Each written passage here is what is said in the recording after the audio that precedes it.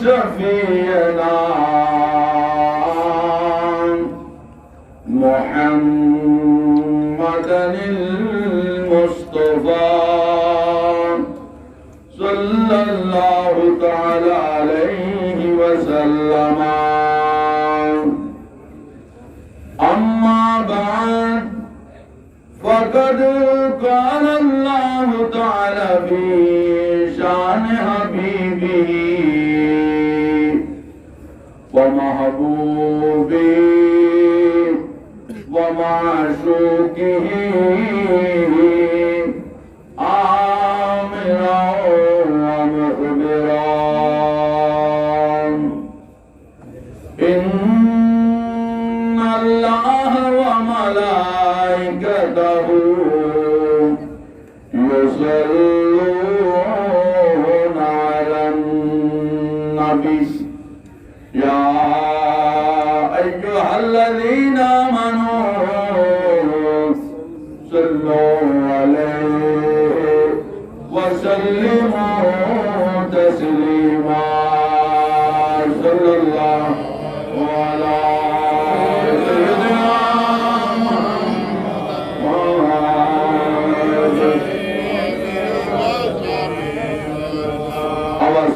सल्लल्लाहु अलैहि सय्यदिना मुहम्मद सल्लल्लाहु या रसूलल्लाह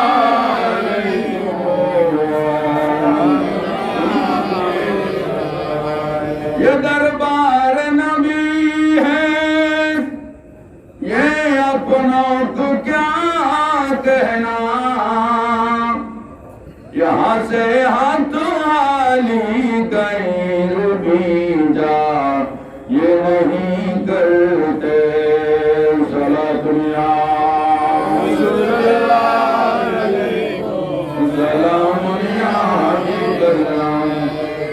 मोहम्मद सिर्र कुदरत है रमज़े उसका कोई क्या जाने, शरीयत में तू बंदा है हकीकत में खुदा जाने।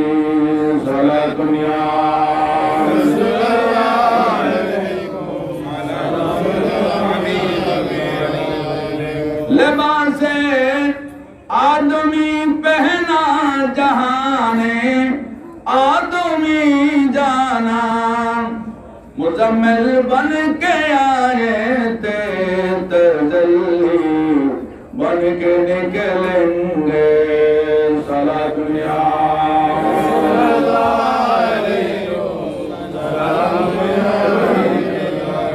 अल्लाहुम्मा सल्ली अला सय्यिदिना मुहम्मद नबियना शफीअना मौलाना मुहम्मद। अल्लाहुम्मा सल्ली अला सय्यिदिना मुहम्मद नबियना शफीअना मौलाना मुहम्मद। नूर नबी ना होई तो अर्श कुर्सी होई तो ना, लौला कलम खलक़तुल अफ़लाक लौला कलम खलक़तुल अफ़लाक हदीस रोग सोना। अल्लाहुम्मा सल्ली अला सय्यिदिना मुहम्मद नबियना शफीअना मौलाना मुहम्मद। नूर नबी तशरीफ आनेन काबा झुके सजदा करेन पाक कुराনের ঘোষণা। আল্লাহুম্মা সাল্লি আলা সাইয়্যিদিনা মুহাম্মদ নবিয়ানা শফিয়ানা মাওলানা মুহাম্মদ। নবীজির আগমনে খুশির কুল জাহানে মিলাদুন নবীর জুলুস দেখে মিলাদুন নবীর জুলুস দেখে শয়তানের দরবিয়ানা। আল্লাহুম্মা সাল্লি আলা সাইয়্যিদিনা মুহাম্মদ নবিয়ানা শফিয়ানা মাওলানা মুহাম্মদ। নূর নবী না আসিলে আল্লাহকে ও চিন্তনা, নূর নবী না আসিলে আল্লাহকে ও চিন্তনা। নবী হলেন আল্লাহর সাকি, নবী হলেন আল্লাহর সাকি, পাক কোরআনের ঘোষণা। আল্লাহুম্মা সাল্লি আলা সাইয়্যিদিনা মুহাম্মদ নবিয়ানা শফিয়ানা মাওলানা মুহাম্মদ। আল্লাহুম্মা সাল্লি আলা সাইয়্যিদিনা মুহাম্মদ নবিয়ানা শফিয়ানা মাওলানা মুহাম্মদ। আউযু বিল্লাহি মিনাশ শাইতানির রাজীম। বিসমিল্লাহির রহমানির রহিম। قل إن كنتم تحبون الله فاتبعوني يحببكم الله ويغفر لكم ذنوبكم والله غفور رحيم. صدق الله المولانا العظيم وصدق رسوله النبي الحبيب الكريم ونحن على ذلك من الشاهدين والشاكرين والحمد لله رب العالمين. صل وسلم وبارك عليه. जिब्रील अमीन बोला वही राज खुला है, जिब्रील अमीन बोला वही राज खुला है, जो शक्ल मोहम्मद है वही नूर खुदा है, जो शक्ल मोहम्मद है वही नूर खुदा है। जिब्रील अमीन बोला वही राज खुला है, जो शक्ल मोहम्मद है वही नूर खुदा है।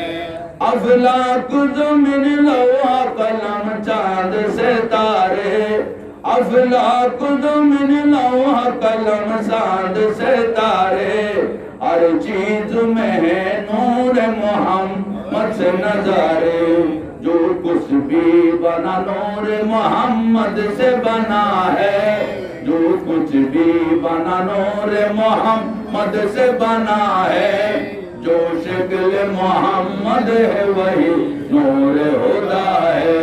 जिब्रील अमीन बोला वही राज खुला है, जो शक्ल मोहम्मद है वही नूर खुदा है। अल्हम्दुलिल्लाह, शुक्रन लिल्लाह।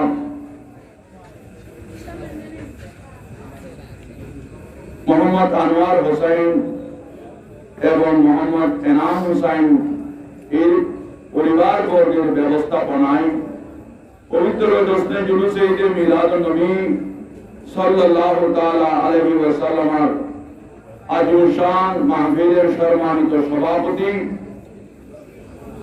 সৈয়দ নূরনাহার শাহী জামে মসজিদের সম্মানিত সভাপতি, আজকের মাহফিলের সভাপতি জনাব মোহাম্মদ আনোয়ার হোসেন, আমার পূর্বক্ষণে কোরআন এবং সুন্নাহর আলোকে অত্যন্ত গুরুত্বপূর্ণ তথ্যভিত্তিক আলোচনা পেশ করলেন আপনাদের সুপরিচিত সৈয়দ নূরনাহার শাহী জামে মসজিদের সম্মানিত সুযোগ্য সুদক্ষ পেশ ইমাম মুজাহিদ আহলে সুন্নাত হযরতুল আল্লামা জনাব মাওলানা আরিফুল ইসলাম আল কাদেরী সাহেব মাদ্রাসাতুল আলিম, মঞ্চ উপবিষ্ট অত্র এলাকার সুনামধন্য আলেম দ্বীন, কোরআনে হাফেজ, মসজিদ সমূহের পেশ ইমাম, সহকারী ইমাম সহ গণ্যমান্য বিভিন্ন এলাকা থেকে অঞ্চল থেকে আসা জ্ঞানী গুণী ব্যক্তিত্বগণ, অডিয়েন্সে বসা আছে আমার সম্মানিত পিতৃতুল্য মুরব্বী নিজাম, ছাত্র সমাজ, যুব সমাজ এবং অত্র এলাকার গোসিয়া হক কমিটির সদস্য ভাইয়েরা, বিশেষ করে সরহিজিরপুর থেকে আসা জিয়াউল কোরআন জামে মসজিদের সম্মানিত সদস্যবৃন্দ, গোসিয়া হক কমিটির সিনিয়র সদস্যবৃন্দ, উপদেষ্টাবৃন্দ এবং পর্দার আলের মসকুরাত মা বোনগণ, রহমানি ওয়া রাহমাকুমুল্লাহু তাআলা ফিদ-দারাইন। আসসালামু আলাইকুম ওয়া রাহমাতুল্লাহি ওয়া বারাকাতুহু।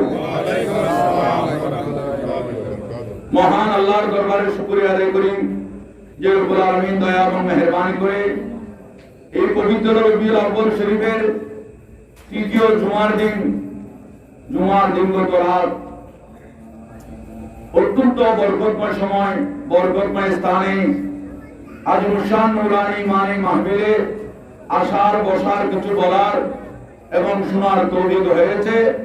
আমরা সকলে উচ্চ আওয়াজে একটিবার বলি আলহামদুলিল্লাহ।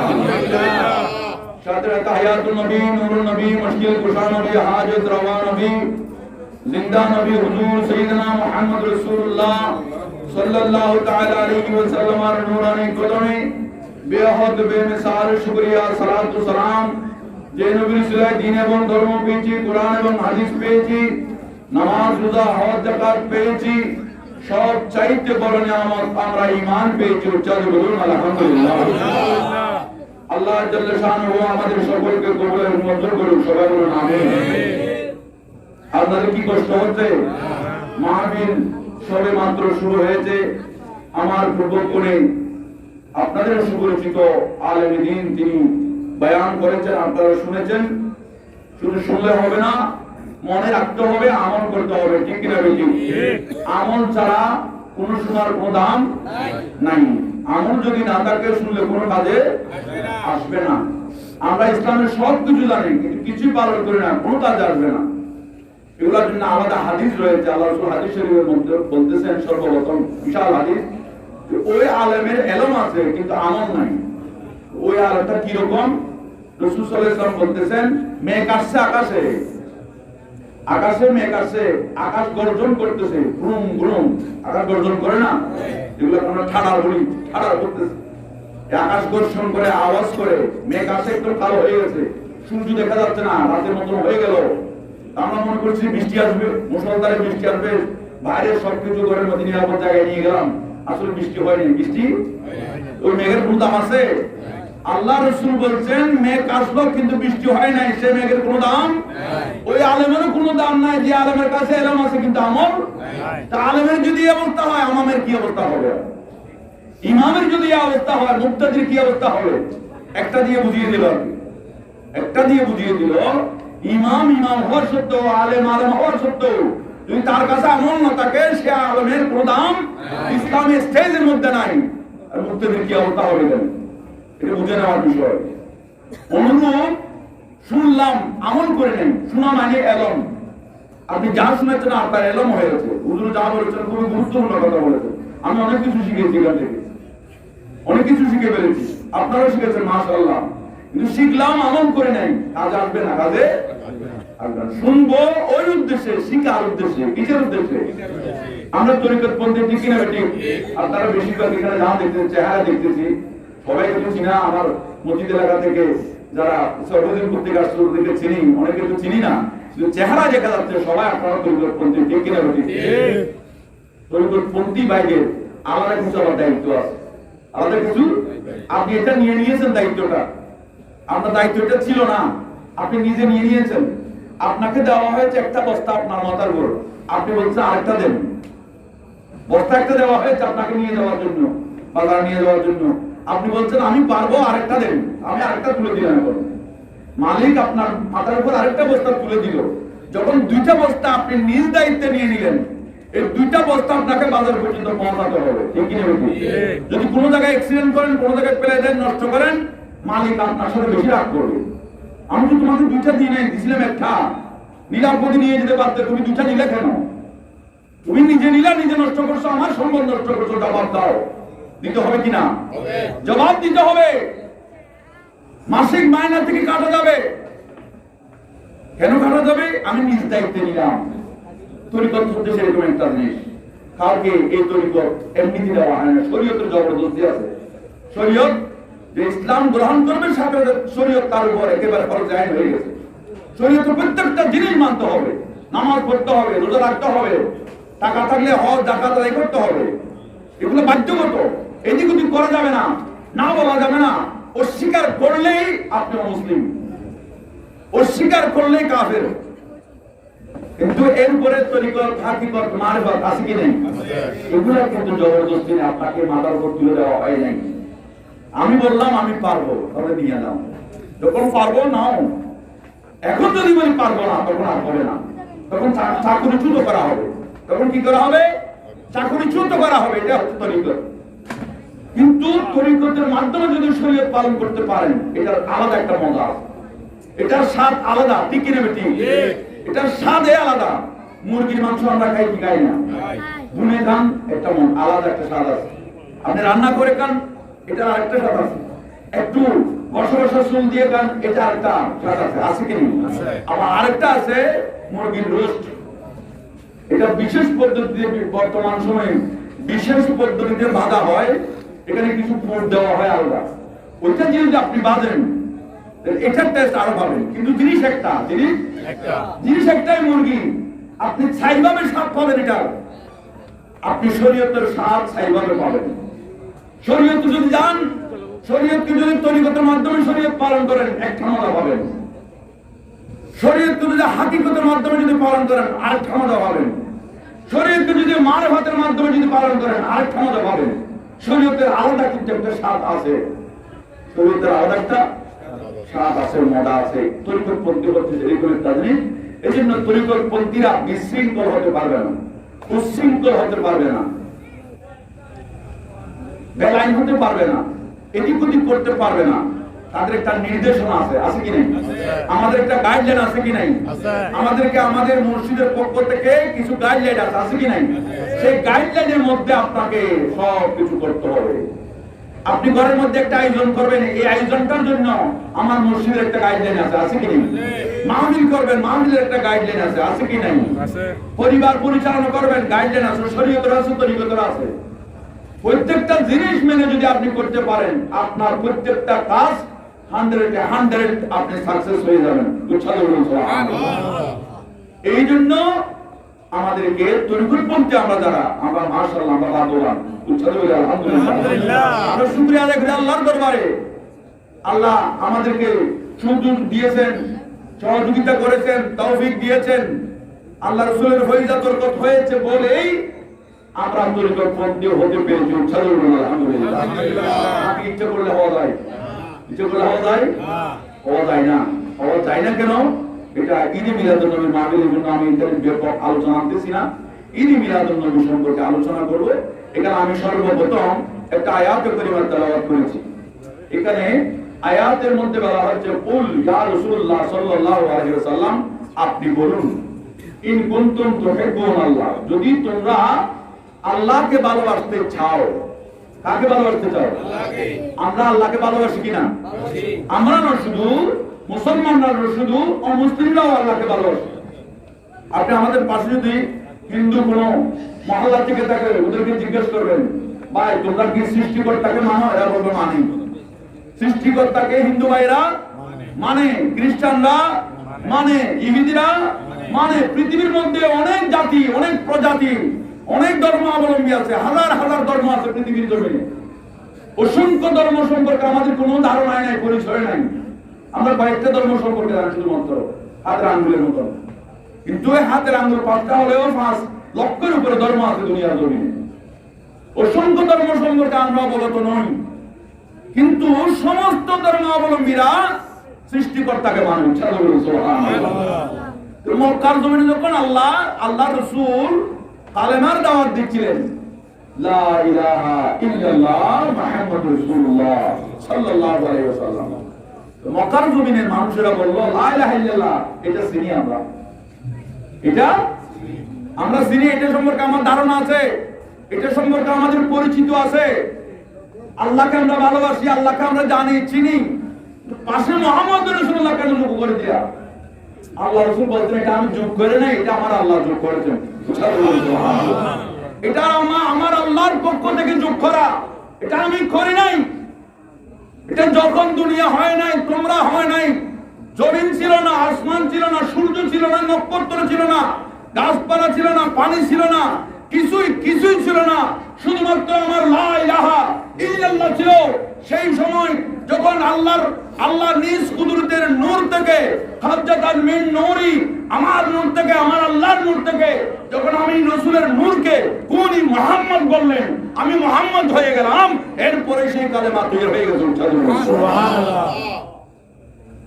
আমাকে আমাকে যখন সৃষ্টি করা হয় আল্লাহ সর্বপ্রথম আমার প্রেমে করেছিলেন। সৃষ্টিকর্তা আমার প্রেমে করে আমাকে সৃষ্টি করেছেন। শুধু তাই নয়, প্রেমের নজরে 1 বছর 2 বছর নয়, 72,000 বছর আল্লাহ আমাকে বিভিন্ন রূপ দিয়ে আমার দিকে আল্লাহর কুদরতের ফয়েজাত বরকত দিয়েছেন। যেটাকে ভালোবাসে সেটা নিয়ে বেশি দেখা দেখি হয়, ঠিক কিনা? আমি যদি আমার যে সন্তানকে ভালোবাসি, সেই সন্তানের ছবি আমার মোবাইলে থাকে, যেখানে যাই না কেন একটু আমার সন্তানকে দেখি, ঠিক কিনা? অন্য কাউকে ভালোবাসলে তো এটা কোথায় কোথায় আসার বলার অপেক্ষা রাখে না, ঠিক কিনা? কিন্তু সবাইকে ভালোবাসলে আপনি কামিয়াব হবেন না, আপনি মুসিবতে পড়বেন না। ভালোবাসার মুসিবত আছে কি নাই? মজনু, লাইলি মজনুকে ভালোবেসেছিল, এটার এই ভালোবাসাটা কিন্তু অন্য রকমের। এরপরে মজনুর উপর কি গিয়েছিল মজনু জানে, মজনুর কোথায় জানে, এটা কেউ জানবে না। লাইলিকা ভালোবেসেছিল মজনু, লাইলির উপর কি মুসিবত ছিল লাইলি জানে, আর লাইলির কোথায় জানে। এক পর্যায়ে লাইলি চোখ বন্ধ করে মজনুর কাছে চলে এসেছিল, এই মানুষটা আমার জন্য পাগল হয়ে যাচ্ছে, আমি আর কতদিন আত্মগোপন করে থাকবো, আমি একটু মজনুর কাছে চলে যাই। সবাই যখন জেনে গেছে আর গোপন রাখার তো কোনো সুযোগ নাই, চলে যাই, তাকে শান্তি করে দিই। যখন লাইলি মজনুর সামনে গেল, মজনু লাইলিকে চিনতেছে না, মজনু লাইলিকে চিনতেছে না। জিজ্ঞেস করা হলো, মজনু তুমি আমার জন্য পাগল ছিলা অনেক বছর, আমার জন্য দেওয়ানা, আমার ঘরের দুয়ার ছাড়ো না, আমার বাড়ি থেকে কোন একটা কুকুর বের হলে কুকুরকে জড়াই ধরে তুমি চুমো খাও কেন? সেই কুকুরের কাছ থেকে আমার গন্ধ পাওয়া বলে। কিরকম পাগল দেখেন, মজনুর জন্য কিরকম পাগল হয়ে গেছে। এখন আমি তোমার সামনে, আমাকে দেখছো না, তুমি কি, আমি তোমাকে চিনছি না। যদি আমি তোমার প্রেমে পড়ে থাকি, তোমার প্রেমে পড়েছিলাম, তুমি ধরা দাও নাই। তোমার প্রেমের প্রতি আমার এত পবিত্রতা ছিল, এত নিষ্ঠতা ছিল, এত একাগ্রতা ছিল, সে একাগ্রতার প্রতি সম্মান করতে গিয়ে আল্লাহ তাজিম করে, ইজ্জত করে, আল্লাহ আমাকে ভালোবেসে বেলাইও দিয়ে দিয়েছেন। মজনু আল্লাহর ওলি হয়ে গেছে, কেন? তার ভালোবাসাটা পবিত্র ছিল, তার ভালোবাসার মধ্যে খুঁত ছিল না, তার ভালোবাসার মধ্যে কোনো স্পট ছিল না। নির্বেজাল নিখুঁত ভালোবাসা হওয়ার দরুন আল্লাহ তাকে পুরস্কৃত করেছেন, বেলায়েত দান করেছেন। শুধু তাই নয়, আই মজনু তোমাকে যখন আমি বেলায়েত দিলাম, তুমি আর সাধারণ সেন্সে থাকবে না, তোমাকে মজনু এই লাইলি তোমার সামনে আসলেও তুমি চিনবে না। আরেকটা মুহূর্ত চলে আসবে, আরেকটা রেসালা তোমার সামনে চলে আসবে, কিন্তু আমি তোমাকে নৈরাশ করব না। যে লাইলিকে তুমি খুঁজছিলা, সেই লাইলির দেখা তুমি কাল কিয়ামতের ময়দানে পাবে, জান্নাতে লাইলির সাথে তোমার বিয়ে হবে। সুবহানাল্লাহ। আর সঠিক জিনিসের পুরস্কার আছে কি নেই? এই ভালোবাসাটা যদি আল্লাহ রাসূলের সাথে হয়, এই ভালোবাসাটা যদি আল্লাহর সাথে হয়, এই ভালোবাসাটা যদি আল্লাহর রাসূলের সাথে হয়, তাহলে এই ভালোবাসা আরো বেশি শানওয়ালা হয়ে যায়, মানওয়ালা হয়ে যায়, ইজ্জতওয়ালা হয়ে যায়। সুবহানাল্লাহ। আল্লাহর ওই মক্কার জমিনের মানুষেরা বলতেছে, হে আব্দুল্লাহর বেটা মুহাম্মদ, তুমি যে সৃষ্টিকর্তার কথা বলছো, সেই সৃষ্টিকর্তাকে আমরা চিনি, আমরা জানি, তাকে বুঝি, তাকে ভালোবাসি। এই যে তুমি আর বারবার বলা দরকার। আল্লাহ রাসূল বলতেছেন, রব্বুল আলামিন মক্কার মানুষেরা তো তোমাকে চিনেও জানেও ভালোবাসে, তারা মুসলমান। আল্লাহ বলছেন না, তারা মুসলমান নয়। আপনি হঠাৎ করে তাদেরকে এমনি মুসলমানের ইয়া দিয়ে দিয়েন না। আল্লাহ রাসূল বলছেন কেন? কেন জবাবে আল্লাহ কোরআনের আয়াত নাযিল করতেছেন, আলিফ লাম প্রথম পারার দ্বিতীয় পৃষ্ঠার মধ্যে আছে, ওয়া মিনান নাসি মান ইয়াকুলু আমান্না বিল্লাহ ওয়া বিল ইয়াউমিল আখির ওয়া মা হুম বিমুমিনিন। সুবহানাল্লাহ। ইয়া রাসূলুল্লাহ সাল্লাল্লাহু তাআলা আলাইহি ওয়াসাল্লাম, মক্কার জমিনের মানুষ আমি আল্লাহকে চিনে, আমি আল্লাহকে ভালোবাসে, আমি আল্লাহকে বুঝে। ইয়া রাসূলুল্লাহ, আপনার সামনে সাক্ষী দিচ্ছেন তারা আমি আল্লাহকে চিনে, জানে, বুঝে। শুধু তাই নয়, তারা আখিরাতকে বিশ্বাস করে, এরপরেও তারা মুসলমান নয়। ওয়া মা হুম বিমুমিনিন। তারা মুসলমান, তারা মুমিন নয়। আল্লাহ রাসূলুল্লাহ কেন? তারা তুমি আল্লাহকে বিশ্বাস করে, আখিরাতকে বিশ্বাস করে, এরপরও মুমিন নয় কেন? আমার আল্লাহ বলতেন, ইয়া রাসূলুল্লাহ, আমি আল্লাহকে জানতে পারে, বুঝতে পারে, আমি আল্লাহকে ভালোবাসতে পারে, আখিরাতকে মানতে পারে, কবরকে মানতে পারে, সমস্ত কিছু মানতে পারে, সমস্ত কিছু মানলেও মুমিন হবে না যতক্ষণ পর্যন্ত আপনি রাসূলকে মানবেন না। উচ্চারণ করুন সুবহানাল্লাহ। সালাতুন ইয়া রাসূলুল্লাহ আলাইকুম হযরত শাহ আহমদুল্লাহ কাদরি কুতুব লাগতাব বিনাদ মশকি সালাতুন ইয়া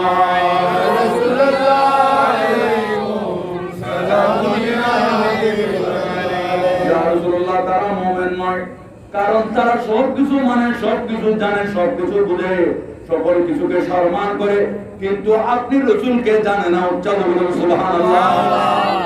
যতক্ষণ পর্যন্ত নবীকে চিনবে না, নবীকে জানবে না, নবীকে ভালোবাসবে না, ততক্ষণ পর্যন্ত মুমিন হওয়া যাবে না। উচ্চারণ করুন সুবহানাল্লাহ। আর ঈমানের মূল কাঠি হচ্ছে আল্লাহ রাসূল। আল্লাহ রাসূল যার কাছে নাই তার কাছে কিছুই নেই। আল্লাহকে মানলে সে কোনদিন নাজাত প্রাপ্ত হবে না, জান্নাতি হবে না, মুসলিম হবে না, মুমিন হবে না, যতক্ষণ পর্যন্ত আল্লাহ রাসূলকে মানা না হবে। এই আয়াতের মধ্যে সেটা বলতেছেন, ইয়া রাসূলুল্লাহ, আপনি বলে দিন, কুল ইন কুনতুম তুহিব্বুন আল্লাহ, যদি তোমরা আল্লাহকে ভালোবাসতে চাও। আল্লাহকে ভালোবাসতে চাই কি চাই না?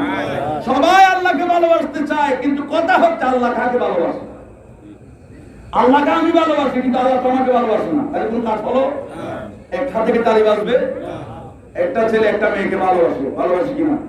সহজ উদাহরণে যদি বুঝতে যাবে না, এটা খুব ভালো করে বুঝি আমরা। ছেলে মেয়ে ভালোবাসি, ঠিক কিনা? একজনে ভালোবাসে, একজনে ভালোবাসে না। আমি একটা মেয়েকে বললাম আমি তোমাকে ভালোবাসি, ও বলতেছে আমি তোমাকে হেট করি, ঘৃণা করি, আই হেট ইউ। হবে ভালোবাসা জমবে? জমবে না। আমরা আল্লাহকে ভালোবাসি, আল্লাহ আমি তোমাকে চিনিও না, ভালোবাসা তো দূরে থাকো, আমি তোমাকে চিনিও না, তাহলে ভালোবাসা জমবে? জমবে না। আল্লাহ বলছে না, এই ভালোবাসা হবে না। তোমরা আমাকে ভালোবাসো, এই ভালোবাসাটা গ্রান্টেড নয়, গ্রহণযোগ্য নয়।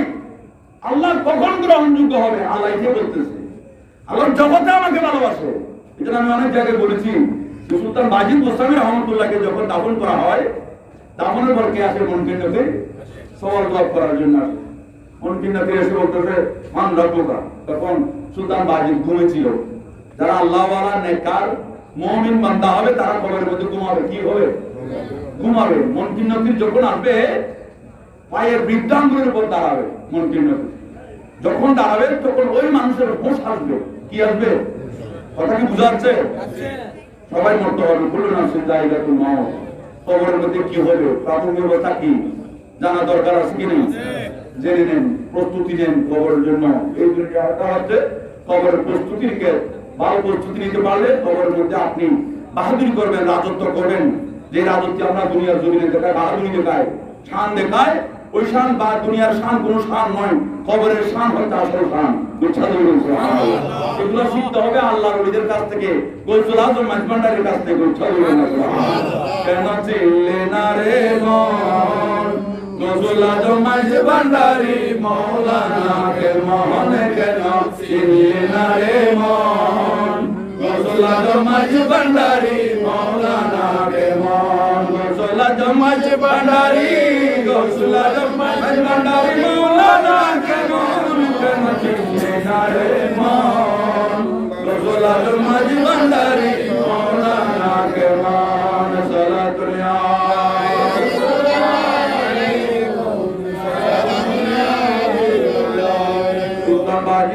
রহমতুল্লাহর কাছে অনুরূপ মনকির নকিরা হলো বিদ্যা আঙ্গুলে যখন করলো সুলতান বাজিদ বুস্তামি রহমতুল্লাহ উঠে বসলেন। উঠা বসায় মাত্র সওয়াল শুরু, মান রব্বুকা, তোমার প্রভুকে, তোমার স্রষ্টাকে প্রশ্ন করার সাথে সাথে সুলতান বাজিদ বুস্তামি রহমতুল্লাহ বুঝতে করলেন আমরা যেভাবে চোখ কাছলাই এইভাবে চোখকে পরিষ্কার করে দেখতেছে। মান আনতা জিজ্ঞেস করলেন, ফলটা সওয়াল, জবাব দেয় নাই। ফলটা সওয়াল করলে জবাব দিতে হবে না, প্রশ্ন করলে কি আসবে? জবাব আসবে।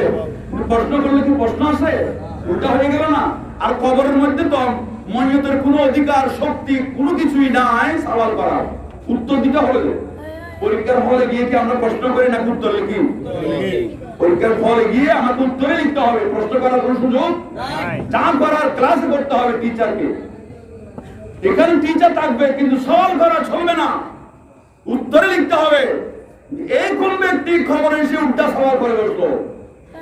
সুলতান বাজিদ জিজ্ঞেস করলেন, মানান্তা তুমি কে?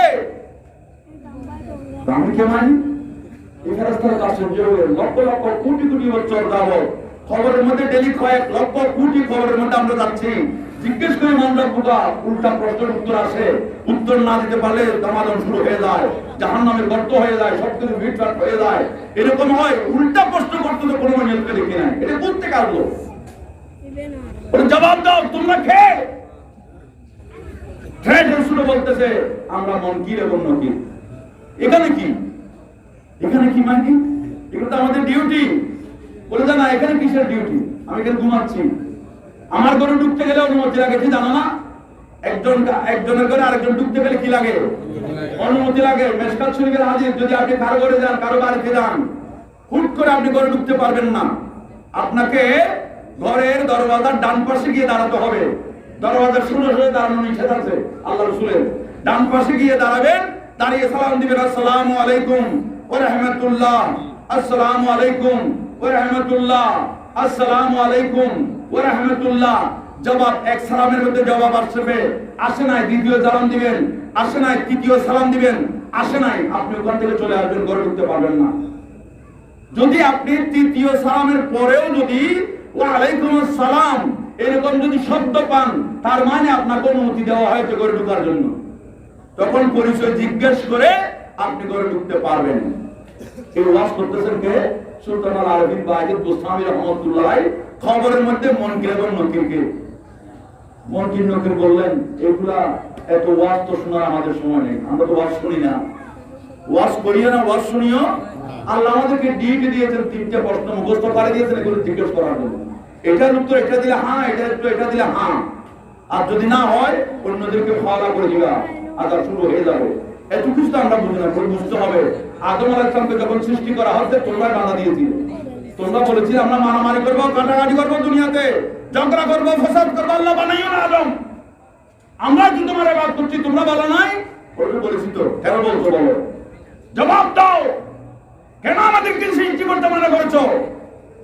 দ্বিতীয়ত তুমি সালাম দিয়ে কেন আমার কাছে আসো নাই? এই বিয়াদবি শিখলে কোথায়? তুমি কি মুসলমান না কেউ মুসলিম? বলে মুসলিম। মুসলিম বলে সালাম কোথায়? সালাম আছে কি নাই? কাবালার সালাম বাদাল কালাম, আগে সালাম পরে কথা। আগে সালাম পরে আমরা তো কেমন আছো বাবা শুনি ঠিক না? এটা কিন্তু মুসলমানের আওয়াজ নয়। মুসলমানের আওয়াজ করতে সর্বপ্রথম আসসালামু আলাইকুম, এরপর আপনি কথা বলেন, কেমন আছেন, কোথায় যাচ্ছেন, কি করবেন, কি খাবেন, কি নিবেন, এগুলো পরে। কিন্তু আউয়াল কালামা হচ্ছে আসসালামু আলাইকুম ওয়া রাহমাতুল্লাহ। কিন্তু এগুলো খ্রিস্টানদের কাছে আছে, এরা সকালে দেখলে গুড মর্নিং বলবে, দুপুরে গুড ইভিনিং বলবে, রাতে গুড নাইট বলবে, এরা করে করে কি করে না? আমরা মুসলমান কিন্তু আমরা এগুলো থেকে দূরে। ওই প্রথমে বলেছিলাম এলম আছে, আমল কাজ আসবে আসবে না। মিলাদুন নবী করছে কি জন্য? এগুলো শিখার জন্য, আমলের জন্য। শুনলাম, শিখলাম, আমল করলাম না, কাজ আসবে না। যদি এই যে মিলাদুন নবী থেকে যদি শিক্ষা নিয়ে যান, কাল সকাল থেকে যদি আমল করতে পারেন, একটা দুটা জিনিস, কাল কিয়ামতের ময়দানে এই শামিয়ানার নিচে যারা বসছেন সবাই জান্নাতি।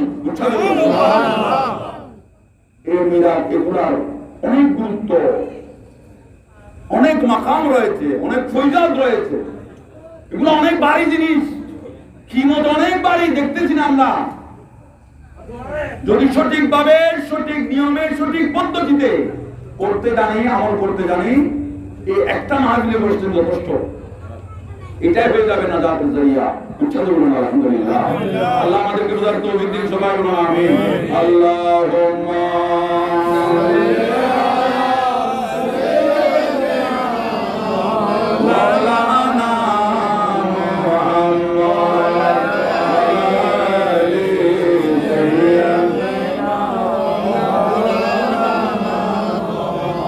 নবীরা সে বাস করনি নবীর প্রেমে দিওয়ানা খুশি দ্বন্দ্ব শহীদ করলেন একটি মাত্র রাখলেন না আল্লাহুম্মা সাল্লি আলা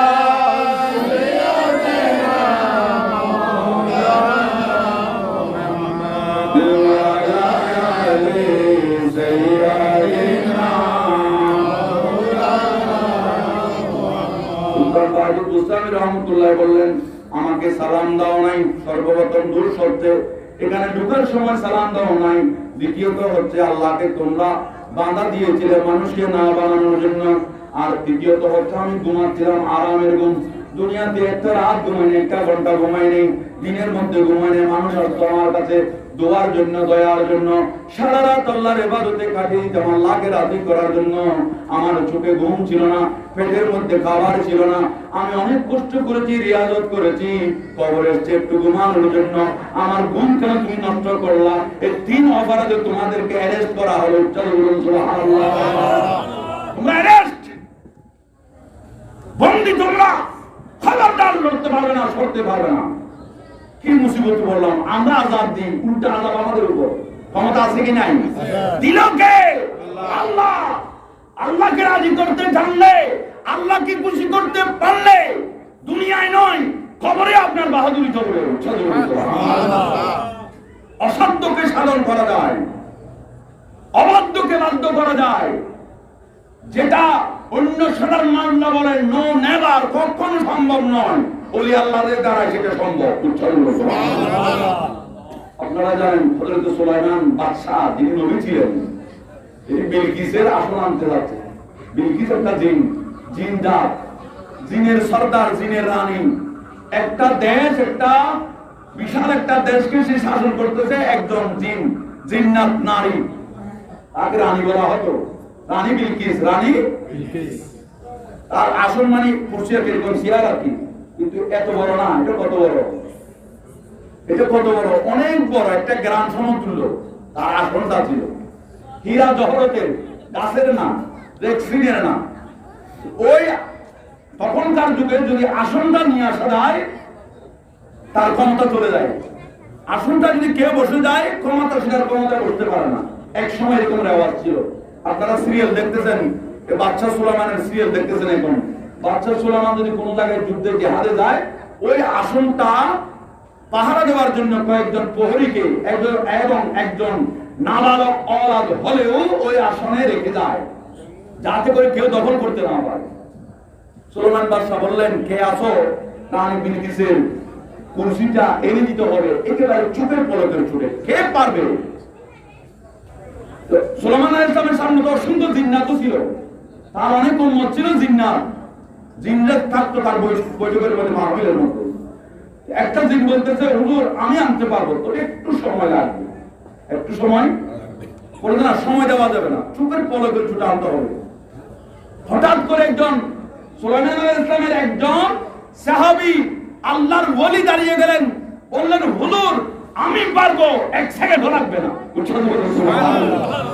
1 সেকেন্ডও? কিরকম, কতটা সময় লাগবে? বললেন, হুজুর চোখের পলকের চোখে। চোখের পলকে মারি না, চোখ বন্ধ করলাম, সেকেন্ড হয়েছে? সেকেন্ড তো হয়নি। বলে আপনি চোখের পলক মারার সাথে আপনার পাশে বিলকিসের আসন দেখতে পারবেন। সুবহানাল্লাহ। আল্লাহর ওলি পারে কি পারে না? আল্লাহর ওলি পারে। ক্ষমতা দিল কে?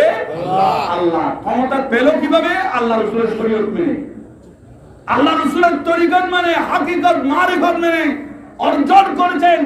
এরা শুধু সামান্য সময়ের বাচ্চা নয়, এরা খোদার খোদাইয়ের বাচ্চা, কবরের বাচ্চা, হাসরের বাচ্চা, জান্নাতের এরা বাচ্চাই করবে।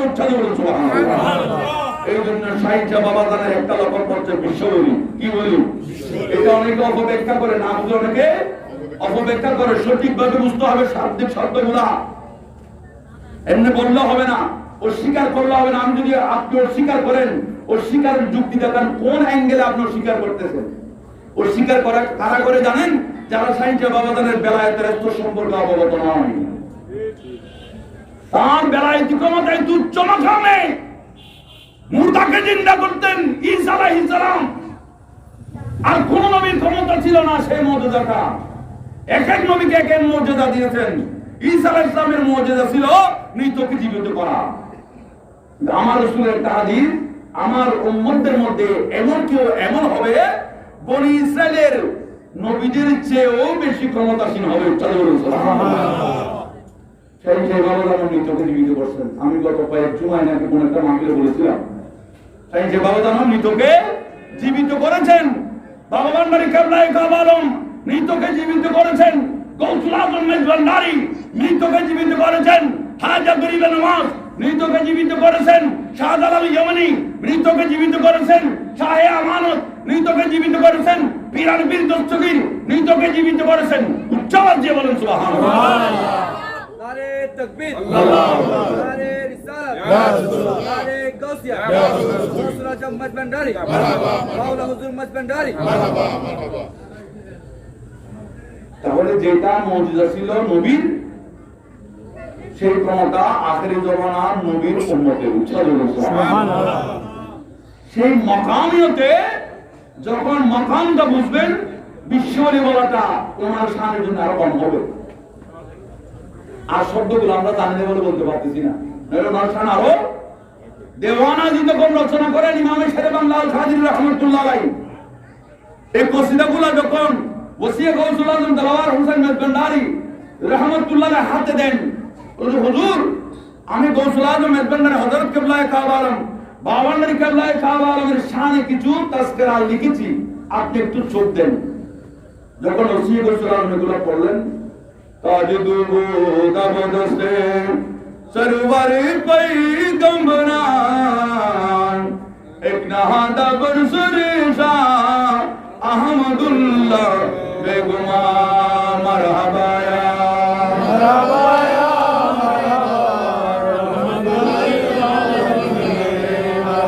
জি সবব গৌসুল আজম দর বিলাদে মুশকিন ফয়জে আবে রওজাই আশুম জিনবরি আদমি মারহাবা ইয়া মারহাবা ইয়া মারহাবা। ওসিয়ে গৌসুল আজম এই কসিদাগুলো দেখে বলতেছে, আপনি এগুলা কি লিখেছেন আপনি নিজে জানেন? আপনি এগুলো কি লিখেছেন আপনি নিজে জানেন? বলতে হ্যাঁ আমি জেনে শুনে বুঝে লিখেছি। বলতে আমার দাদা কি এতটুক মকামের বলি? বলতে আপনার দাদা আহমদুল্লাহ মেজবান্ডারী কত মকামের বলি সেটা আমি জানি না, সে কি আমার কাছে? আমাকে আমার আল্লাহ আমার রাসূলের কদম থেকে, গৌসে ভান্ডারীর কদম থেকে আমি যে জ্ঞান পেয়েছি, সেই জ্ঞান দিয়ে আমি যতটুকু পেয়েছি, ওনাকে যত স্তরে দেখেছি অত স্তরের কাসিদা আমি লিখেছি। উনি কত কোন জায়গায় আছে, ওনার স্তর কোথায় উনি জানে, ওনার কোথায় জানে। আমার সেই জ্ঞান, আমার জ্ঞানে যতটুকু পেয়েছি অতটুকুই লিখেছি। অতটুকুতে তিনি গৌসুল আজম, কুতুবুল আকতাব এই শব্দগুলো ব্যবহার করেছেন। শুধু তাই নয়, তিনি এটাও বলেছেন ইউসুফ সানি জলওয়ায়াত। বাবান্ডারী কিবলায়ে কাবা আলমকে ইউসুফ সানি বলেছেন, ইউসুফ আলাইহিস সালামের দ্বিতীয় বলেছেন বাবান্ডারী কিবলায়ে কাবা আলম।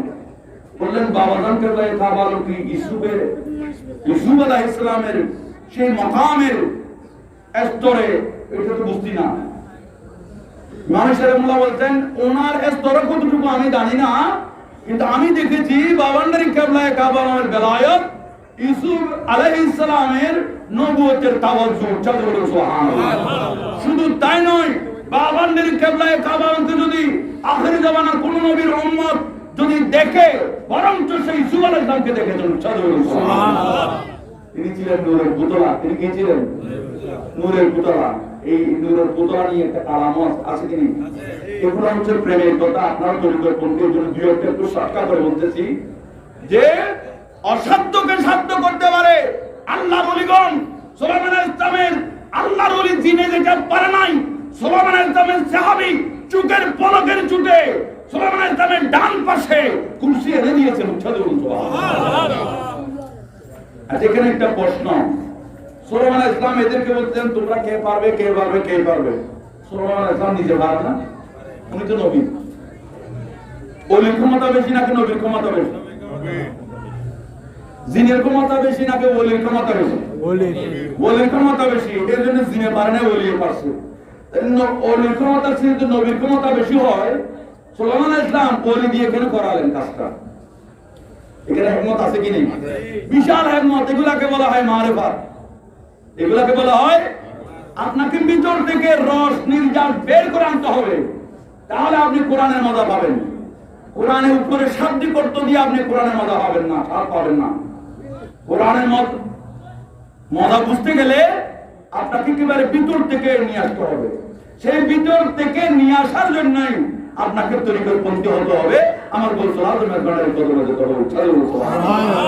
ভান্ডারে ভান্ডারের কুদরত দেখে বিকেলে আয়, আজব শানে কেলে আমার বাবা মাওলানা। ভান্ডারে ভান্ডারের কুদরত দেখে বিকেলে আয়, আজব শানে কেলে আমার বাবা মাওলানা। দেখেছে বাবার খেলা মুছে যায় দুনিয়ার জ্বালা, দেখেছে বাবার খেলা মুছে যায় দুনিয়ার জ্বালা। মুর্দা কলব জিন্দা করে নূরের তাজাল্লাই, মুর্দা কলব জিন্দা করে নূরের তাজাল্লাই। ভান্ডারে ভান্ডারে কুদরত দেখবি গেলে আয়, আজব শানে কেলে আমার বাবা মাওলানা। উঠো জীবন সুবহানাল্লাহ, মারহাবা ইয়া মারহাবা।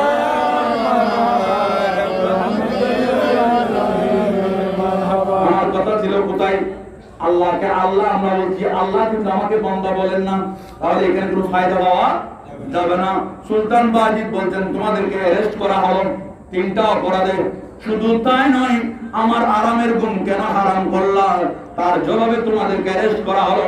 ঠিক আছে, একজনকে ছেড়ে দিচ্ছি, যাও আল্লাহর কাছে, যে আল্লাহ তোমাদেরকে পাঠিয়েছেন আমার কাছে, তাকে বলো গিয়ে তোমাদেরকে অ্যারেস্ট করা হয়েছে। আচ্ছা, আল্লাহকে এই কথা কে বলতে পারবে? এই সাধ্য কার আছে? এই শক্তি কার আছে? কেউ যদি বলে আল্লাহকে বলতে পারবে, তৎক্ষণাৎ তার ঈমান চলে যাবে। আর আল্লাহ হচ্ছে ওহু আলা কুল্লি শাইইন কাদির। এই ক্ষমতার উপর কার ক্ষমতা নাই। সুলতান বাজিদ কিভাবে পারলো? ফ্যাস লাগছে কিনা? লাগছে কিনা? লাগছে। আচ্ছা, আমার বাবা আপনার বাবা আছে, আমরা বাবাকে ভয় পাই কিনা? অনেক বাবা আছে খুবই পার্সোনালিটি, খুবই গরম, খুবই রাগী, সন্তানরা সামনে যায় না। আপনাকে যখন বিয়ে করাইছে আপনার ছেলে, আপনার বাবা, আপনার সন্তান হয়েছে। আমার বাবা কি হলো? নাতি। আমার বাবার সামনে আমি দাঁড়াতে পারি না, নাতি ফিটের উপর চড়ে। ঠিক কিনা বেটি? নাতি কিভাবে চড়ে? বাবা তুমি এত গরম, এত রাগী, এত গুসা, আমার ছেলে ফিটে উঠতে পারে, আমি সামনেও দাঁড়াতে পারি না। প্রশ্ন আছে কি নেই? জবাব কোনোদিন পাইছি কারো কাছে? জবাবটা নেন, তারপর বুঝতে পারবেন মজাটা কোথায়। এটা হচ্ছে দাদা নাতির খেলা, দাদা নাতির প্রেমের খেলা। সন্তানের সাথে প্রেম করার একটা সময় আছে, এটা এক সময় দূরীভূত হয়ে যায়। আবার দাদা নাতির প্রেমের খেলা আসে, এটা একটা সময় আছে। এই সময়গুলো বুঝতে হবে। সময় মোতাবেক যদি আপনি নিতে জানেন, ধরতে জানেন, আপনিও কামিয়াব হবেন। আল্লাহর সাথে আল্লাহর বান্দাদের কিছু প্রেমের খেলা আছে। কিয়ামতের ময়দানে ফাঁকি আকারে আল্লাহর বান্দারা উঠবে। আল্লাহ রাসূল জিজ্ঞেস করবে, আল্লাহ এরা কারা? পাখির মতন উঠতেছে, সাদা পাখি, এদের কোনো বিশাল নিকাশ হবে না?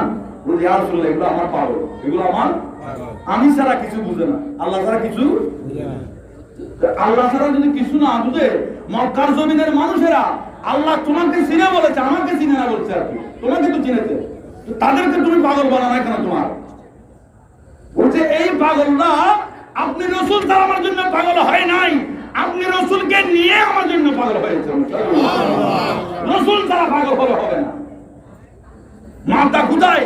রাসূলকে নিয়ে পাগল হতে হবে। আপনার পাগলামির বেনিফিট আপনি পাবেন। রাসূল ছাড়া যদি পাগলামি করেন, আপনার পাগলামির ন্যূনতম বেনু নাই, বেনুলেস আপনার পাগলামি। দুনিয়াবি পাগল হয়ে যাবেন, ওপরে পাগল হবে না। সুলতান বাজিদ বলতেছেন, একজন যাও আরেকজন থেকে যাও, আল্লাহর কাছে গেলেন। আল্লাহ কোন বান্দার কবরে পাঠালে সেই বান্দা তো আমাদেরকে অ্যারেস্ট করেছেন, বন্দী করেছেন, অনেক কষ্ট করে আমি ছুটে এসেছি, আরেক আমার ভাইকে ধরে রেখেছেন। আল্লাহ আমরা এখন কি করবো, আমাদেরকে একটু রক্ষা করো না, বাঁচাও না। আল্লাহ হুজুরদের দরবারে বসে বসে তাবাসসুম মুস্কি হাসতেছে। ওই মানকির নবীর ওই বান্দাটা আমার এত প্রিয় বান্দা, আমি তাকে এত বেশি ভালোবাসি। ওই বান্দা দুনিয়ার জমিনে আমি আল্লাহ ছাড়া কিছু চিনি নাই, আমি আল্লাহ ছাড়া কিছু বলে নাই, কারো নাম জপে নাই, আমি আল্লাহর নাম জিকির করেছেন, নবীর দরুদ করেছেন। আমার বান্দা কবরের ছেড়ে একটু ঘুমানোর জন্য তোমরা কেন ডিস্টার্ব করলা? এখন যাও, আমার বান্দাকে তোমরা সালাম দিবা, আমি আল্লাহর সালাম দিয়ে তাড়াতাড়ি চলে আসো। উচ্চারণ করুন সুবহানাল্লাহ। আল্লাহর কাছ থেকে স্বীকৃতি পেল কিনা? আমি তোমাকে চিনি। সুলতান বাজিদ বলতেছেন, আমি দুনিয়ার জমিনে সারা জীবন আল্লাহ আল্লাহ জিকির করেছি, আল্লাহ আমাকে চিনেন, জানেন, আল্লাহ আমার কোন জবাব দেয় নাই। কোন জবাবে? আমি জবাবের জন্য এখানে আসছি, আমি জবাব দেওয়ার জন্য আসিনি। আমি জবাবের জন্য এখানে এসেছি, জবাব নিয়ে আসো। জবাব নিয়ে আসলেন, আল্লাহ আপনাকে সালাম দিয়েছেন, আমাদের সালাম দেন, আমাদেরকে একটু ক্ষমা করুন, আমাদেরকে রক্ষা দিন, আপনি আরামের ঘুম ঘুমান। উচ্চারণ করুন সুবহানাল্লাহ। এটাই বলা হয় আল্লাহকে চিনা, যদি আল্লাহ চিনে আপনাকে। আল্লাহ এটাই বলতে চাচ্ছেন, ইয়া রাসূলুল্লাহ আপনি বলে দিন মক্কার জমিনের মানুষকে, তারা যদি আমাকে ভালোবাসতে চায়, বলেন কুনতুম তুহিব্বুনাল্লাহ, আমি আল্লাহকে যদি তারা ভালোবাসতে চায়, ফাত্তাবিউনি। উচ্চারণ করুন সুবহানাল্লাহ। ইয়া রাসূলুল্লাহ আপনি রাসূলের ইত্তেবা করতে হবে, আপনি রাসূলকে ভালোবাসতে হবে। আপনি রাসূলকে যদি ভালো না বাসে, আমি আল্লাহর ভালোবাসা হবে না। উচ্চারণ সুবহানাল্লাহ। কাকে ভালোবাসতে হবে? আল্লাহ রাসূলকে ভালোবাসতে হবে। কার ইত্তেবা করতে হবে? আল্লাহ রাসূলের ইত্তেবা করতে হবে। ভালোবাসা মানে ইত্তেবা করা, রাসূলের কথা শোনা। মা বাবার সুসন্তান কারা? যারা মা বাবার কথা শুনে, ঠিক কি না? বাবা বলছে, মা বলছে, বাবা একটু দোকান থেকে এটা নিয়ে আসো, আমি পারবো না, আমার ক্রিকেট খেলা আছে, ঠিক কি না? এটা মা বাবার কি সুসন্তান না কুসন্তান? মা কি কষ্ট পেলো কিনা? কাকু বুঝবো, আমি কাকু দিয়ে পাঠাবো, কাকু দিয়ে আনবো, তুমি একটু যাও না, এসে দেখবা কি খেলাটা। বলছে না, পারবো না, তুমি যাও, আমি দেখতে পারবো না। এরকম জবাব দিই কিনা? খবরদার যুব সমাজ, ছাত্র সমাজ যারা আছো, মা বাবাকে মেনে চলবা। মা বাবা ছাড়া তোমার কোনো ইবাদত কবুল হবে না। যে সন্তান মা বাবার অবাধ্য, তার ফরজ ইবাদত কবুল হবে না, ফরজ রোজা কবুল হবে না, হজ কবুল হবে না, যাকাত কবুল হবে না, দান খয়রাত কবুল হবে না, কিচ্ছু হবে না। সে জিরো আল্লাহর দরবারে যাবে, যদি মা বাবা সন্তুষ্ট হয়। মা বাবাকে সন্তুষ্ট করা যাবে না, ঠিক কিনা? ঠিক বলো না, আমাকে বাজি নিয়ে গেলাম তাই হুজুর বাজি ও ঠিক ঠিক করে যাবে, ये जाहिर তাই বাজি। মা বাবাকে মানবো নাকি মানবো না? আমি যুব সমাজের আওয়াজ চাই, মানবো কি মানবো না? মানবো। খবরদার যদি না মানো, তোমার তকদির তুমি নষ্ট করবা, তোমার জীবন তুমি ধ্বংস করবা, কেউ নয়, কেউ দায়ী হবে না। মা বাবাকে মেনে চলবা। মা বাবারও দায়িত্ব আপনার সন্তানকে সুসন্তান করা। আপনার সন্তানকে গোছে হক কমিটিতে ঢুকাই দেন, আপনার সন্তান ঠিক হয়ে যাবে, ঠিক কিনা? ঠিক।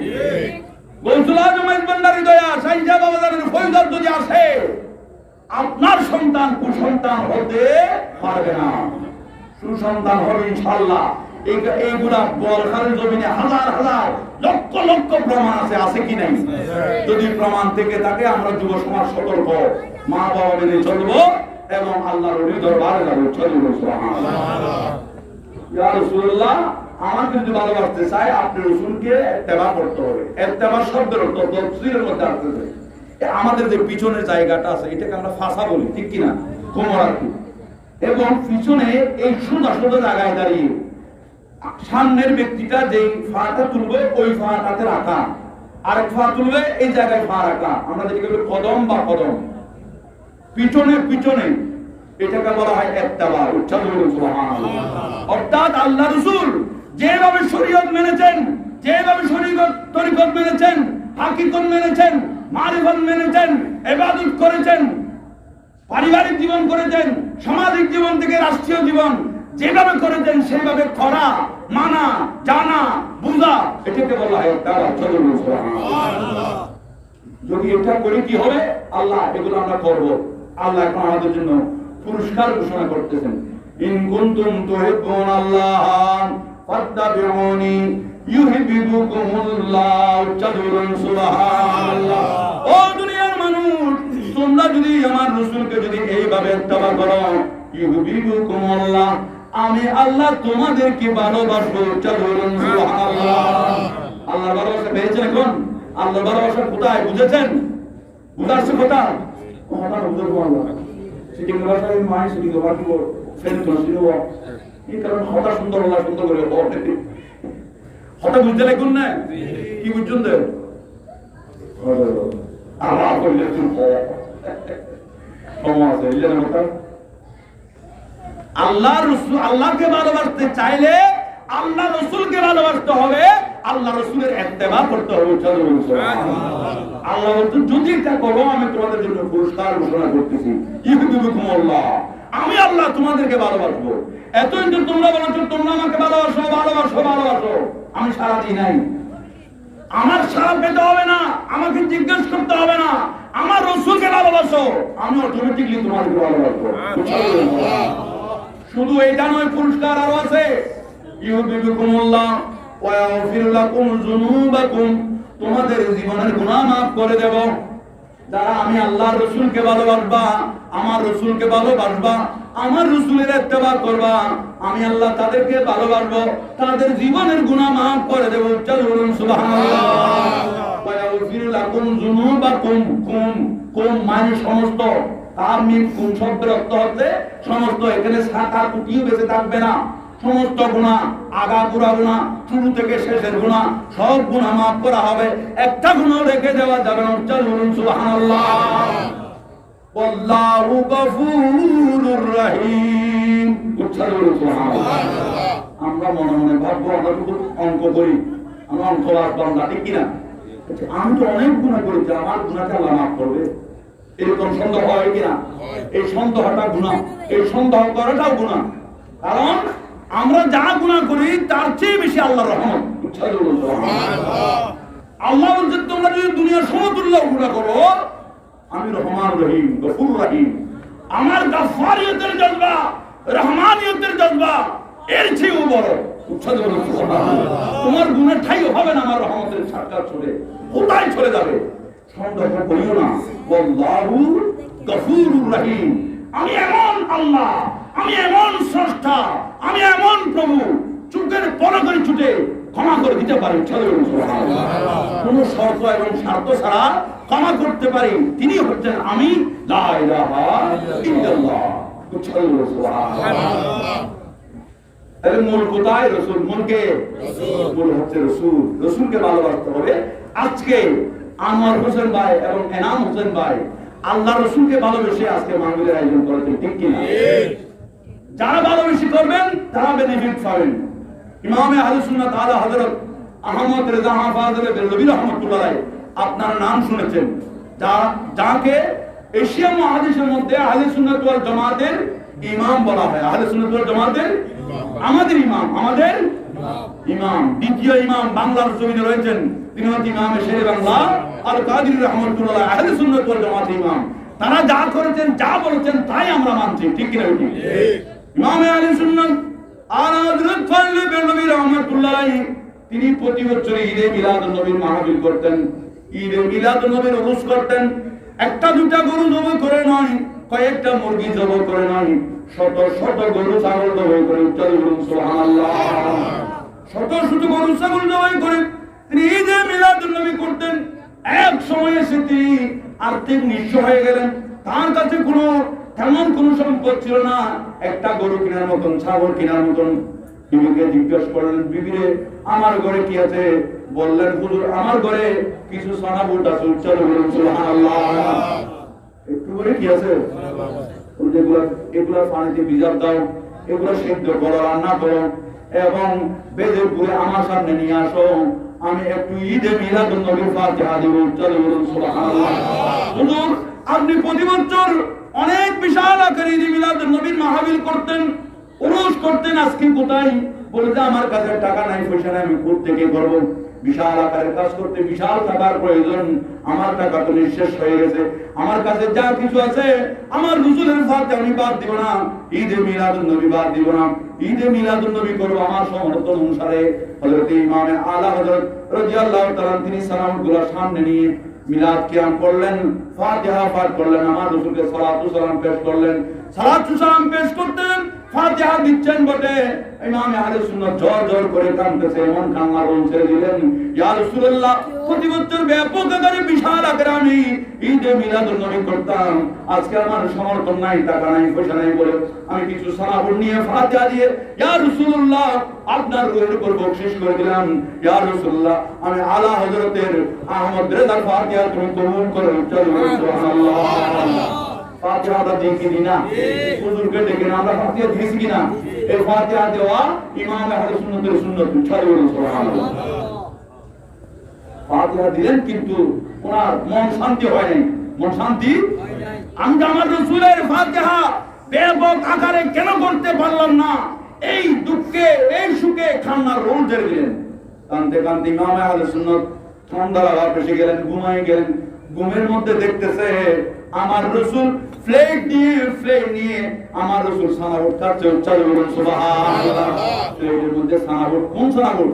যে সানাবুটগুলো ফাতিহা দিয়েছেন তিনি, সেই সানাবুটগুলো খাচ্ছে। শুধু তাই নয়, আহমদ রেজারে তুমি কি তবরুক খাবে না? ইয়া রাসূলুল্লাহ কোন তবরুক? বলে যে আমার ঈদে মিলাদুন নবীর তবরুক। বলে ইয়া রাসূলুল্লাহ কোত্থেকে? আহমদ রেজারে তুমি কি ভুলে গেছো? কিছুক্ষণ আগে আমার মিলাদ কিয়াম পড়ে আমার দরুদ পড়ে তুমি ঈদে মিলাদুন নবীর ফাতিহা দিয়েছো, আমি রাসূল সেই ফাতিহার তবরুক খাচ্ছি, উচ্চারণ করুন সুবহানাল্লাহ। নাও তুমিও খাও, তুমিও। আল্লাহ রাসূল এক মুষ্টি নিয়ে আলা হযরতের হাতে দিলেন। আলা হযরত বলতেছেন আমার রাসূলের সেই দেওয়া তবরুক আমি দুই হাতে এভাবে নিয়েছিলাম, নিয়ে হাতের মুখ করে আমি আবার বুকের মধ্যে রেখে দিলাম।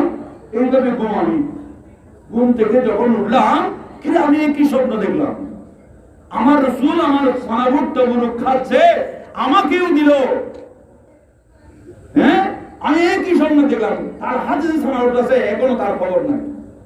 কিছুক্ষণ পরে স্মরণ হলো আমার রাসূল তো আমাকেও সানাবুট দিয়েছিল, কোথায় দেখি, হাত খুলে দেখতেছে তার হাতের মধ্যে সানাবুটগুলো আছে, উচ্চারণ করুন সুবহানাল্লাহ। শুধু তাই নয়, আলা হযরতের হুজরার মধ্যে আমার রাসূলের খুনব হয়ে গেছে, সানাবুটগুলো মেসকম্বরের মতন খুনব হয়ে গেছে, উচ্চারণ করুন সুবহানাল্লাহ। সালাতুন ইয়া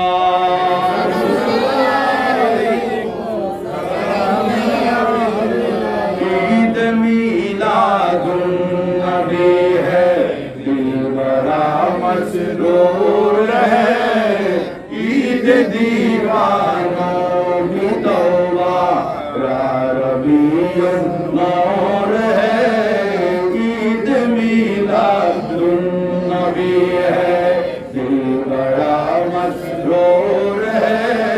सलातुन या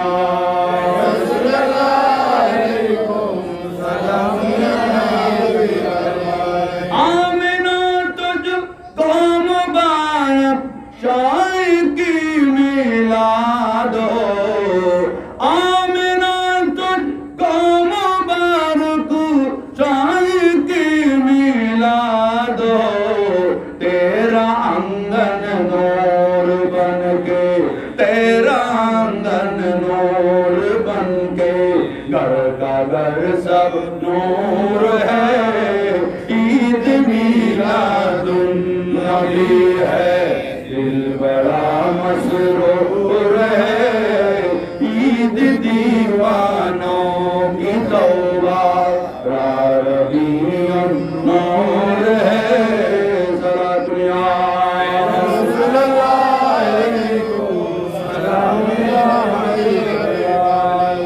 আল্লাহ রাসূল দিতে পারে কি পারে না? ঘুমের মধ্যে দিয়েছে, তন্দ্রা অবস্থায় দিয়েছে। ঘুম যখন বাংলা হাতের মধ্যে দেখতেছেন সানাবুট তাবরুক। শুধু তাই নয়, ওই তাবরুক গুলা শুধু সাধারণ তাবরুক ছিল না, সাধারণ সানাবুট ছিল না। ইমামে আলা হযরত বলছেন আমার ডেক্সির মধ্যে তখন সানাবুট ছিল, ওই সানাবুটগুলোর পর্ব ছিল না। আমার হাতে যেগুলা দিয়েছিল ওইগুলা মেশক আম্বরের মতো পর্ব ছিল, উচ্চারণ করুন সুবহানাল্লাহ।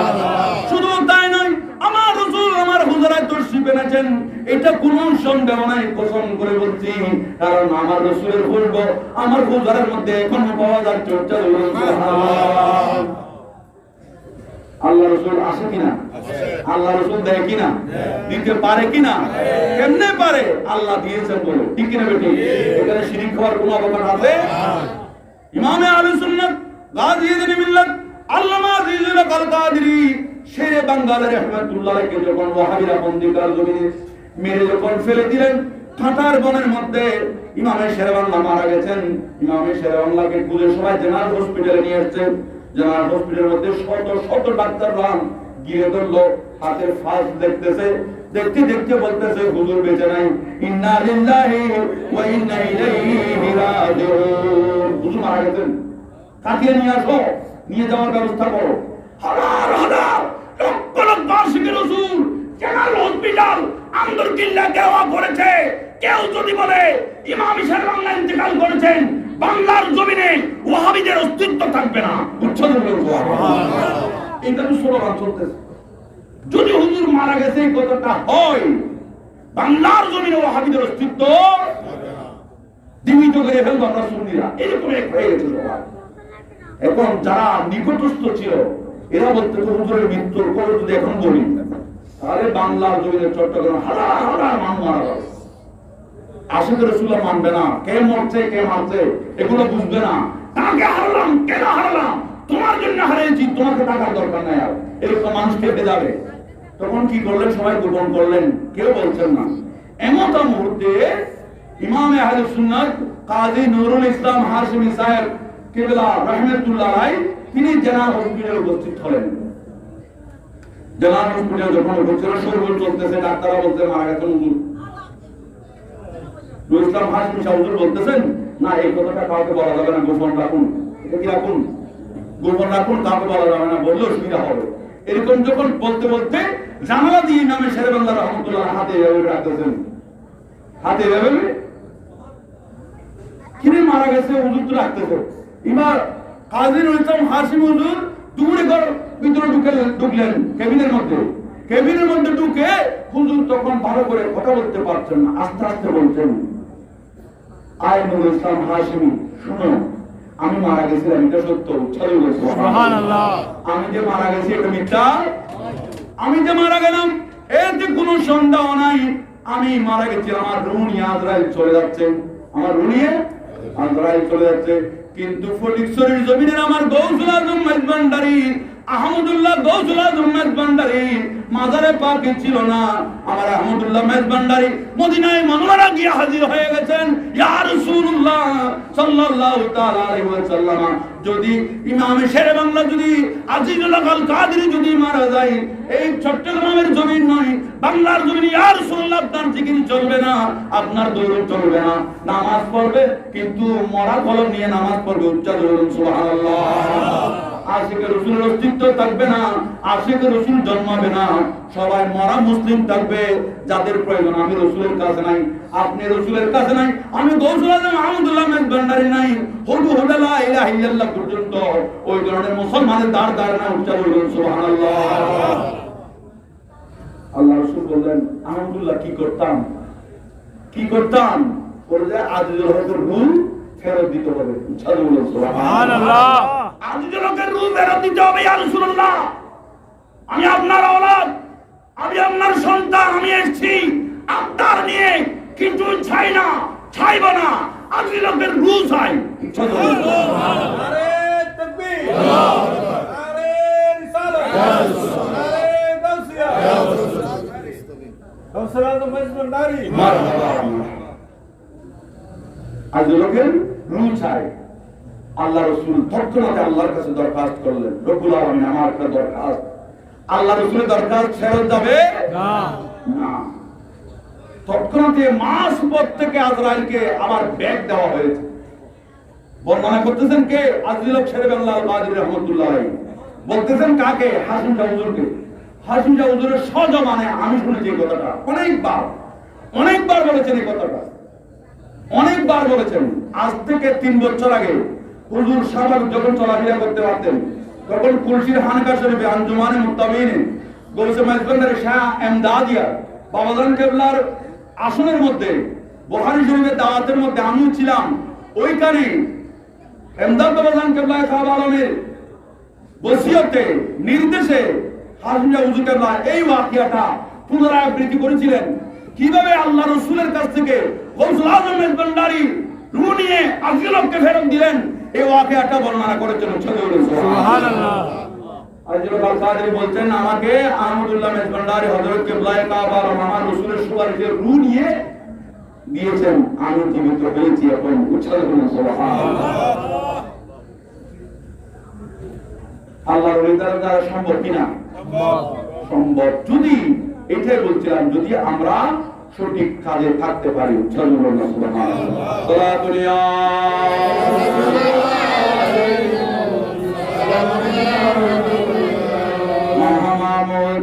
तू हाज द्रुमान अल मदद आई गो से आजम सैयदा सलातुया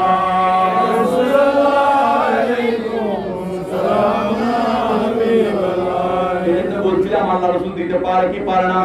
আল্লাহ হযরতকে সালামত দিয়েছেন, ইমামে শেরে বাংলাকে রূহ দিয়েছেন কিনা? হযরত আব্দুর রহমান ইবনে আউফ রাদিয়াল্লাহু তাআলা যুদ্ধের ময়দানে যুদ্ধ করছেন, জিহাদ করতে করতে করতে একটা তীর এসে তার চোখের মধ্যে ঢুকে গেল। চোখের মধ্যে চোখে যার আছে নষ্ট হয়ে গেছে। শুধু নষ্ট হয়ে গেছে তাই নয়, তীরের আগার মধ্যে চোখটা চলে এসেছে। উচ্চারণ করুন সুবহানাল্লাহ। তীরের আগার মধ্যে চোখটা বের হয়ে তীরের আগার মধ্যে চলে আসছে। আব্দুর রহমান ইবনে আউফ রাদিয়াল্লাহু তাআলা, যাকে আল্লাহ রাসূল ভালোবেসে আবি হুরায়রা রাখতেন, এ আবি হুরায়রা দৌড়ে আমার রাসূলের সামনে এসে হাজির।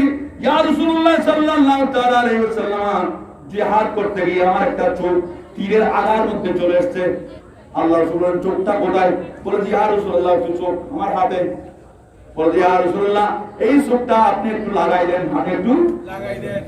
আল্লাহ ডাক্তার, একটা মহান ডাক্তার। উচ্চারণ করুন সুবহানাল্লাহ।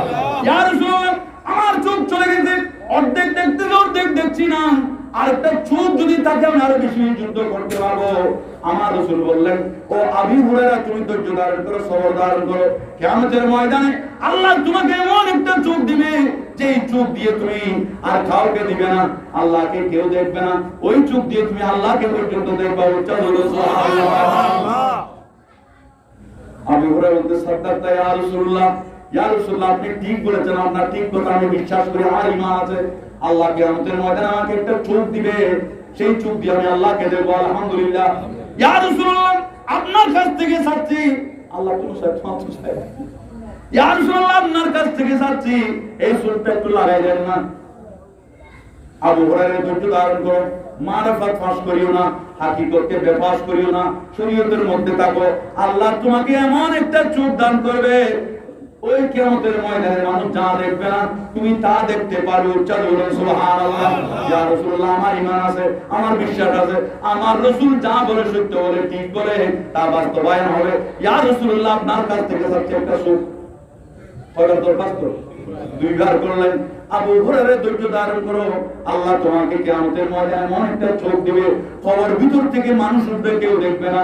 আবু হুরায়রা তুমি দেখতে পারবে। উচ্চারণ করুন সুবহানাল্লাহ।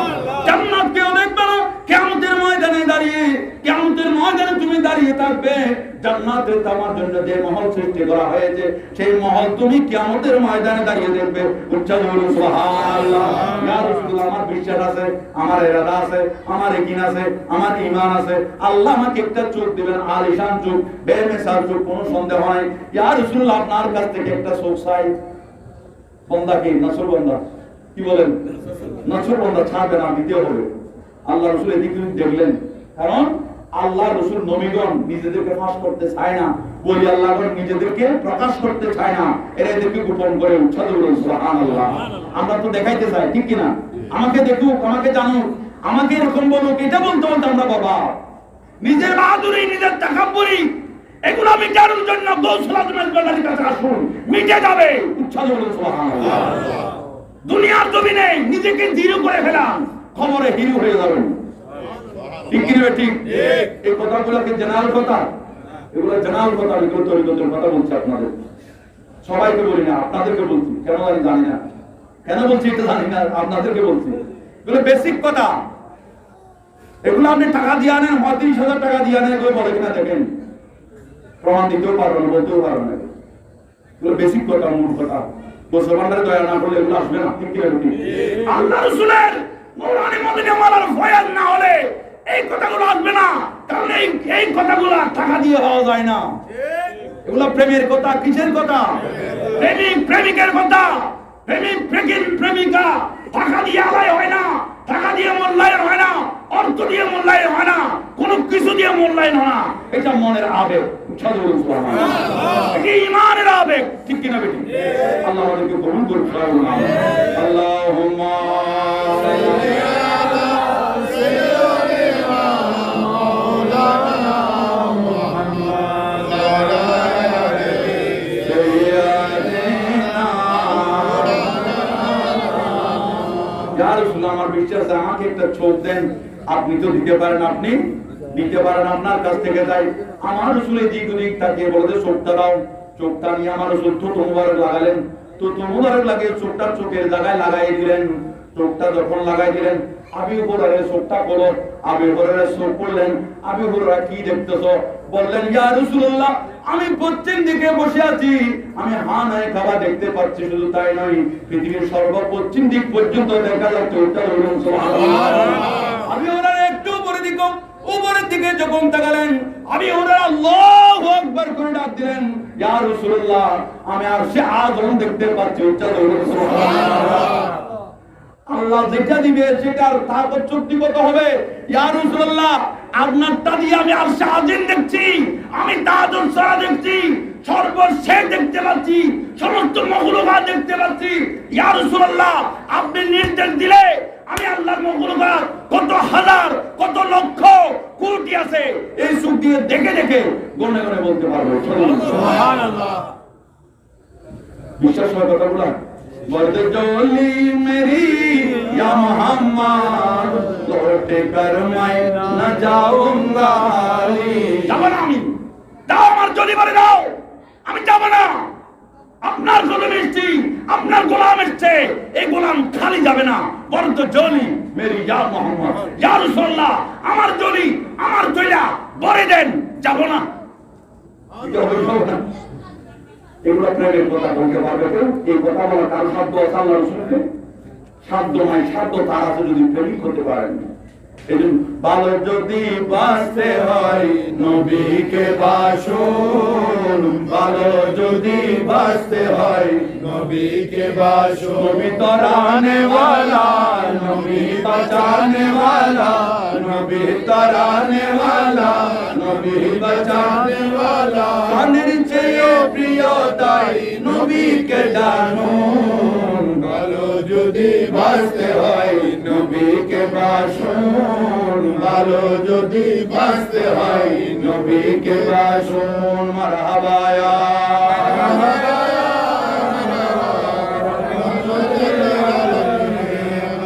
জলওয়াগর হো ইয়া ইমামুল মুরসালিন, জলওয়াগর হো রহমাতুল লিল আলামিন। মারহাবা ইয়া মারহাবা ইয়া মারহাবা